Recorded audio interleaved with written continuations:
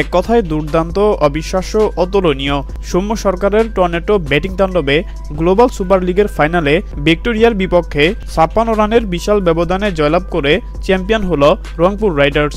দর্শক, global super লিগের final ম্যাচে ভিক্টোরিয়ার বিপক্ষে টসে জিতে শুরুতে ব্যাটিং করতে নামে রংপুর রাইডার্স। আর শুরুতে ব্যাটিং করতে নেমেই রংপুর রাইডার্সের দুই ওপেনার ব্যাটার সৌম্য সরকার এবং স্টেফেন টেইলার শুরু থেকেই বিধ্বংসী হয়ে ওঠে। ৪ ছক্কার ফুলঝুরিতে প্রতিপক্ষ বোলারদেরকে রীতিমতো কুচুকাটা করে সৌম্য সরকার এবং স্টেফেন টেইলার। এদিন দুর্দান্ত ব্যাটিং তাণ্ডব চালিয়ে হাফ সেঞ্চুরি তুলে নেন সৌম্য সরকার। ঠিক একই ওভারে ছক্কা মেরে অর্ধশতকের দেখা পান স্টেফেন টেইলার।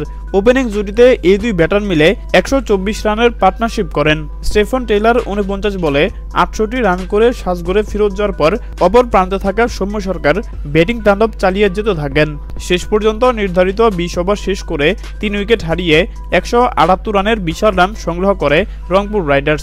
দলের হয়ে সর্বোচ্চ ৫৪ বলে ৮৬ রান করে অপরাজিত ছিলেন সৌম্য সরকার। তার এই ৮৬ রানের বিশাল ইনিংসটি সাজানো ছিল ৪টি বিশাল ছক্কা এবং ৭টি চারের মার দিয়ে। আর বিশাল লক্ষ্য তাড়া করতে নেমে রংপুর রাইডার্সের বোলিংয়ের সামনে রীতিমতো দাঁড়াতে পারেনি ভিক্টোরিয়ার্সের ব্যাটাররা। শুরু থেকেই একের পর এক উইকেট হারিয়ে ড্রেসিং রুমে যাওয়া আসার মিছিল করে ভিক্টোরিয়ার্সের ব্যাটাররা।